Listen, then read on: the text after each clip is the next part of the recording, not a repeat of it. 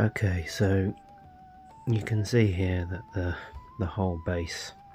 display base, is flipped upside down, and I've had a change of heart on the design structure of this. So you can see here all the structure from underneath, the bracing, the supports that were holding the plates, that everything else on top is built off, I've now removed. And the reason for that is I just want to change the design of it. So you can see here around the edges I've got these pieces where I've used snot attachments to fix all these terrain design, forming the outside shape of it. And so basically I need to get those removed, but they're locked in quite tight because obviously they've got a fixing that way and a fixing that way. But basically the design that I'm wanting to change is all of this outside framework that forms that initial sort of rectangular shape. And if I bring the camera over here, you can see here I've got the new design. Now the reason I decided to do this is because with the Rebrickable order I had a whole stack of these left over because I hadn't used them in the initial design, which places them all around the perimeter to create the same snot connections as what I've designed here. As you can see here I've got minimal amount, whereas the original design uses these all the way around all the perimeter, so you get a good solid connection with the terrain that then gets built onto the side. So I wanted to reinstate that original design with these snot bricks plates and make use of them because there was quite a lot of these left over. So I basically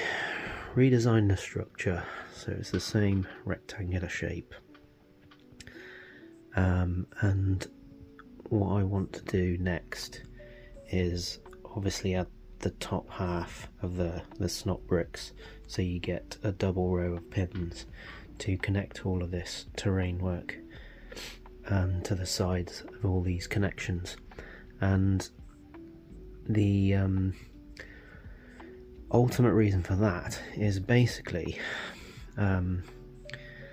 everything that's built on top of here, there's on top of these plates there's quite a lot of hollow structure, and I'm getting a few ideas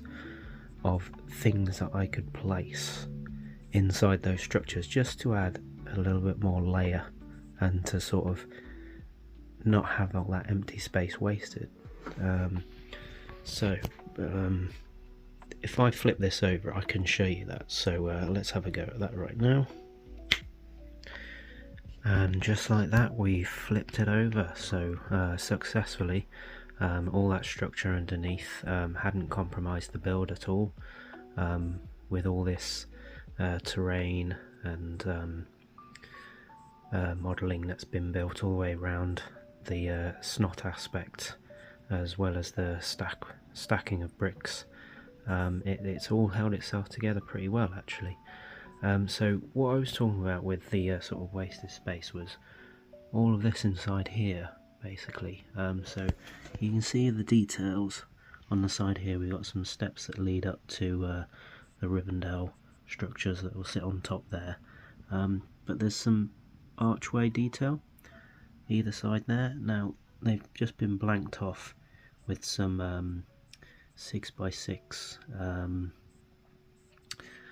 whatever you want to call them, 6x6 bricks, to make it, I guess, look as if it's supposed to be you know, some sort of depth aspect. But I was thinking, considering this is all just empty open space, maybe creating something inside there, taking away those brick plates and having these open, and maybe getting some sort of lighting system in there, because obviously that'll be quite dark when it's all placed on top, Rivendell is sat on top there, that is, and making it into, I don't know, some sort of like tomb or shrine, or something else that I was looking into was some of the lore behind the Elving history, and making something that resembles something that's similar to Nargothrond, which was an underground sort of kingdom in the Elvish history that Tolkien created, and is tied in a bit with the sort of dwarf history as well, being underground. I think that'd be quite cool, so to open these up and have some sort of like candlelit rooms sort of vaulting back here, and rather than having these struts, sort of keep the structural aspects but decorate them up a little bit so it looks more like the sort of an actual underground pillars and detailing that ties in with peering in and seeing that extra little bit of detail, rather than just this complete empty space there. I thought it'd be an interesting little feature to have there, because although I'm very impressed with all this sort of terrain, rockwork, facework aspects of it all, me being me, I'm always keen to sort of find out how these things have been built and then sort of tinker around with it and add my own little touch of detail. So yeah, I think that'll be a nice little bit of a challenge. But one thing that I'm wanting to do to be able to open all this out is I want to take away all of these base plates, because I'm thinking if I can open all this up a bit more and not have this big flat surface, and basically create a structure which maintains this perimeter we've got going on here. So I've obviously not created all of it yet, I've got this half to still construct, but I'm thinking if I can take away these current existing base plates that this structure's just sat on, I mean it is strong, but at the end of the day that's just studded down into that plating at the bottom, and I want to be able to create something where these are actually connected up to the structure below, which is braced underneath. So that's where this new design is coming in, where I've got all these extra snot connections around the perimeter, so that's going to add strength there. And what I'm going to create is I've just put all these Technic bricks in to basically replicate underneath where the current lateral struts are. I might not use those when it comes to it, but the idea is to bring the strutting across, but with a lot more of these lift arm connections, and then use those and Technic bricks all the way along to eventually connect these pieces too. So this top bracing that's carrying Rivendell is connected to all of this, and then I'm also going to use the same bracing to connect all of this perimeter brickwork down around the edges here. So I'm hoping that I can align that all up to some degree with all of this sort of stacked perimeter brickwork, and then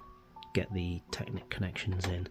to brace it and lock it all together so that it is one solid structure, and then I can potentially sort of perhaps open all this up a little bit more and be able to I guess a bit like the new Harry Potter sets, where they've got there's sort of rooms that you can just sort of slot in or just drop inside that void, and then create that sort of little scene through the little openings on the edges there. I think that would be a really good idea. So yeah, I'm looking forward to trying that out, but obviously I'm going to have to dismantle this again to some degree, and reattach it, reassemble it all onto this new frame. What I'm hoping to do is the snot work that currently sits on the underside to the edges of the structure on this one, if I can disconnect that from all this, which is basically built off the plate work which sits on top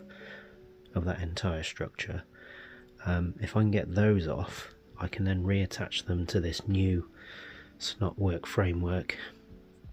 and that basically creates my shape perimeter all around on the new framework, and then from there